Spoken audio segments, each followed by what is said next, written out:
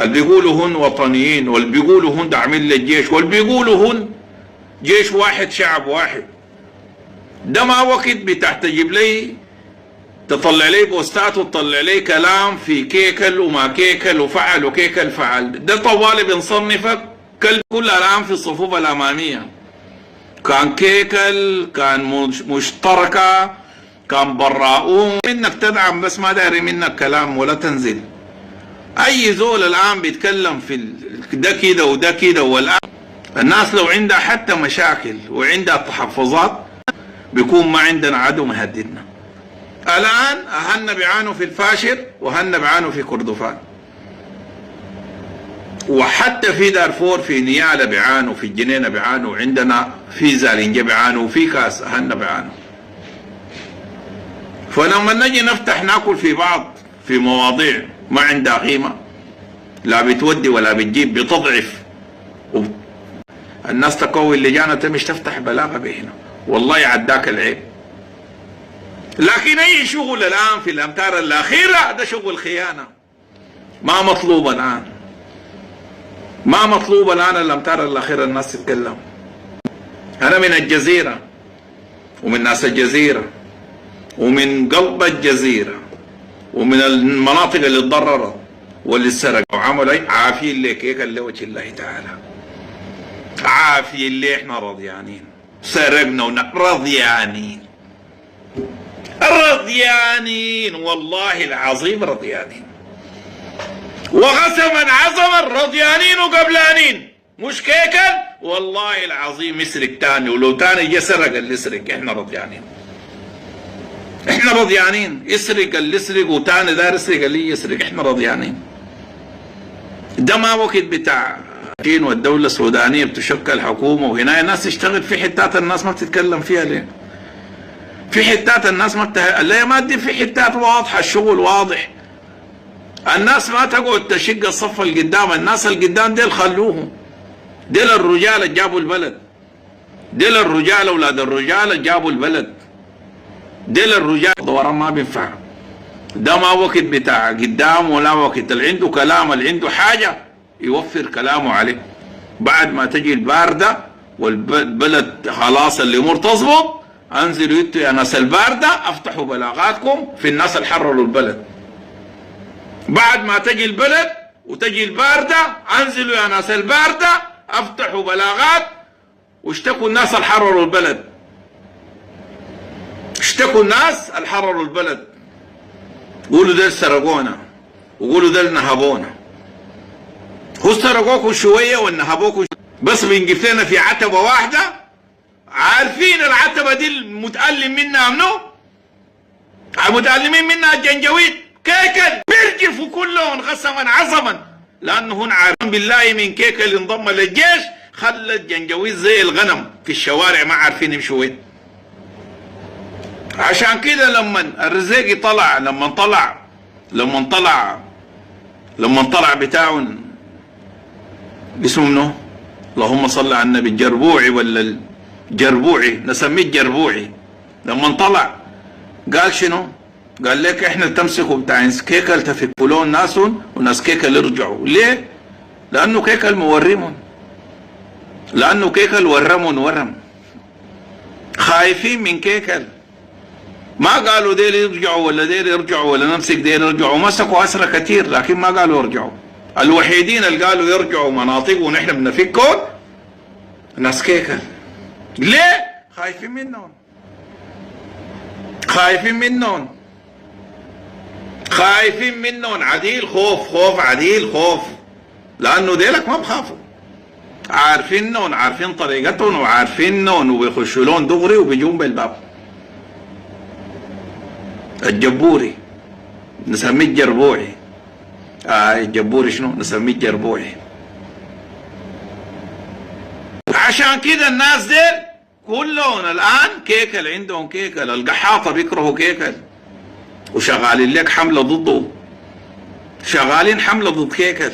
القحاطه اولاد الحرام السوداني سند للجيش السوداني وما قصر والله، وقف. وهن في كردفان والله العظيم عارفين كلمته، وفي فاشر بنادوا بيه، بنادوا عديل تعال يا كيكل تعال يا كيكل انغزنا، وكيكل جاي وعارفين انه كلهم بيقدموا له.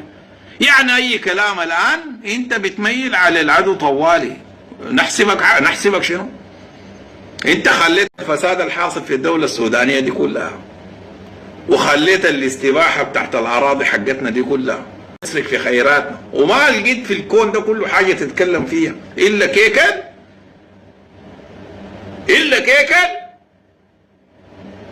ده كلام فاضي ما عنده اي قيمة. ده كلام فاضي ما عنده اي قيمة. ده دايرين يدمروا الدولة السودانية. ده تدمير للدولة السودانية، لانه الان الناس دي بتستشهد في الصفوف الامامية، والان قاعدين قدامه وبيخططوا للايام الجاية. عشان كده يا جماعة النقاش في الناس اللي في الميدان ديل قلنا لكم ما تتناقشوا فيهم. الناس اللي في الميدان ديل خط احمر. شيل اوراقك، شيل بلاغاتك، شيل ادلتك، امشي هذاك القانون. والله العظيم ما في زول يتكلم نقول لك عداك العيب. عداك العيب. لكن الوقت ده ما وقت كلام كتير، ده وقت افعال. الوقت ده وقت افعال. تحية لكيكل، التحية لكيكل، التحية لكيكل، التحية للدراعة، التحية للرجال اولاد الرجال. خلاص. والما تلحقوا ده كلهم الان الجنجويد والله سلطوا ناس الكنابي وصلوا هنا كله متوجعين ومتألمين. انا جاي اشوت في نفس الحته اللي بيضربوا فيها بقى. معناتها انا ما جنجويدي. هو الجنجويدي شنو؟ الجنجويدي بس كده مول قال لك منو؟ الجنجويدي سلوك. القحاطي سلوك. الجنجويدي سلوك والقحاطي سلوك. اي سلوك بصب في بحيرة الشيطان ده كده جنجويدي. ده جنجويدي. ده جنجويدي. عشان كده بنقول لكيكل الجزيرة كلها والسودان كله معاك. كل السودان معاك بالقدام طوالي قدام، وما تشتغل بالحباب. العجب عجبه الما عجبه ذاك الميدان وديك النقعة. ديك النقعة انزلوا محلات الرجال. العجب عجب والما عجبوا ديك النقعة انزلوا محلات الرجال. خلوا الكلام الفاضي ده ما وقت بتاع كلام فاضي. ذاك الميدان الناس تنزل محلات الرجال. الناس ما تقعد تشيل المواضيع ساي. الرجال ديل واقفين في المطر وقاعد حكاية.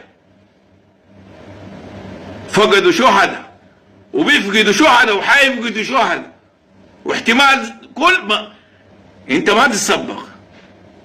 عشان كده القوط والضيفان قسما بالله ما نرتاح.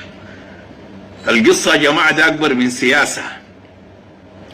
انا بستغرب لما نلقى سياسيين قاعدين وصحفيين بيتكلموا عن انه الناس المفروض يقعدوا يتناقشوا ويتكلموا. القصة ما سياسة. القصة فاتت من قصة الحوار دي. لو ما حصل الحصل قلت لكم سنواتكم قوم منوعين على الدنيا. انتوا بتتحاوروا. حصل يوم سودانية اللي بيفضل منكم الرواب بينحاكموا بالقانون. لكن خلاف الكلام ده ما في. دي ما مجاله. لما انه الناس وتعلمت من اخطاء، فلو رجعت وين ترجع وين؟ ترجع وين تاني؟ ترجعوا تاني السودان عشان يصحوا الغلط ناس قاح؟ والله انت بتحلم. والله يا ابوك وصرفك واكلك وعماماتك وطقتك وسكرتك. الشعب استفاد منها شنو؟ ولا دارفور استفادت منها شنو؟ ولا الفاشر استفادت منها شنو؟ قعدت هناك كم برا. الناس الجوا ديل اللي بياكلوا اللومباز استفادوا منك شنو؟ الفاشل استفاد شنو من رحلتك الفتة دي؟ شنو استفادت؟ لو كنت ما مشيت وجيت اللبيض قعدت في اللبيض وحشدت احتمال الناس كانت استفادت.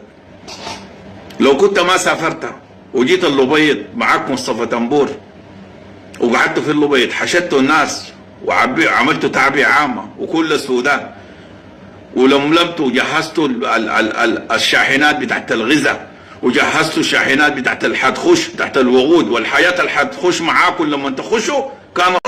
وانا اديك لا من الاخر بيكونوا سوا موك تحت بيكونوا اتكلموا معاك في حاجات تفاصيل. الشغلة ما واضحة، نحن عارفين العدو منو، عارفين المعدوم. قصة أنا مشيت لأوروبا ومشيت عشان ده كلام ما عنده أي قيمة. إحنا سبحان الله ربنا ابتلانا، صابرين على ابتلاء ربنا ورضيانين، لكن ما للدرجة دي يا مناوي، ما تستخف بعقول. مشيت أوروبا، لما الناس وقعت هنا، جهز الغافلة، جهز الحاجات، دايرين العالم يدخل لنا العالم، ما في عالم بيدخل لنا. الفاشر دي لو ما تفك حصارة من برا والله ليوم الدين ما يتفكها. لو ما فك حصار الناس في السودان ديل ويجوا داخلين الفاشر رجالة والله ما يتفكها. تشويه للميليشيا ولا حاجة. انت بتقول افتحوا والناس يعانوا في دارفور. دارفور دي شنو؟ انت عارف اكبر منطقة فيها سكان وماهولة بالسكان في دارفور؟ الفاشر. انت لما تطلب مني انا افتح لي معبر، لو انا مسؤول من الدولة السودانية محل الناس اللي قاعدين فوق ديل اللي لابسين بدل ديل وكرافتات وبياكلوا ويشربوا ديل، انا بمنطقك وبوريك الحاصل. انت دار تدخل اللي غسل منه اكبر منطقة فيها سكان وفيها بشر الان نيالا. نيالا شايلة كل المدن اللي في دارفور، مش الفاشر شايلة كل المدن، شايلة نيالا وشايلة زالنجي وشايلة الغورة اللي حوالينا وشايلة المعسكرات بتاعت النزوح تحت اللاجئين والنازحين. أكبر مجمع سكاني في دارفور عبارة عن الفاشر، عبارة عن الفاشر، معسكرات بتاعت نازحين بالملايين، مدن صغيرة بالملايين. انت دار تدخل وين؟ السودان. السودان معناته انت لما تدخل لي حاجة بأدري مفروض تمشي وين؟ مفروض تمشي الفاشر. انت وديت الفاشر مما فتحنا لك المعابر دي لك كم؟ اكتر من سنة. اديني شحنة واحدة دخلتها الفاشر. بتمش وين الشحنات؟ بتمش لمدن فاضية ما فيها عساكر بتاع جنجويد. بتمش لمدن فيها عساكر بتاع جنجويد، فيها مرتزقة جايين من برا. انت بتطالب نفتح الطريق عشان تدخل المرتزقة ديل ولا دار تدخل للفاشر؟ دار تدخل للفاشر. نحن ما محتاجين تجيب لنا شحنة من تشاد ولا من النيجر ولا من مالي. نحن كشعب سوداني افتحوا الطريق، وقسما بالله الليلة الفاشر ما تشبع نكون ما شعب سوداني.